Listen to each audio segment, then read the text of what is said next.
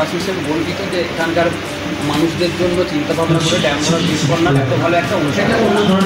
সেই জন্য সকল সাংবাদিক বন্ধুদের কাছে আমি ধন্যবাদ জানাই এত ভালো একটা অনুষ্ঠান করার জন্য এবং মানুষের কথা চিন্তাভাবনা করে এই যে ব্লাড ডোনেশন ক্যাম্পে জনগণ নিয়ে কী বার্তা দিলেন?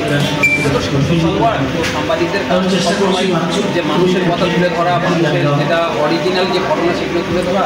তো সেখানে ব্লাডের সবসময় ক্রাইসিস থাকে, তো ব্লাড ডোনেশন ক্যাম্প যখন ওনারা করছেন তো মানুষের মধ্যে এটাই করছেন যে ওনার মানুষের পাশে আগেও যেমন সংবাদের মাধ্যমে থাকে ক্যাম্পের মাধ্যমে মানুষের সঙ্গে আছে। তাদেরকে অবশ্যই ধন্যবাদ যে সাংবাদিকদের ডাকে তারা এসে এরকমভাবে ব্লাড দিচ্ছে।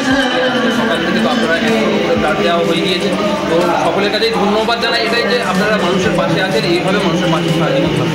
একদম।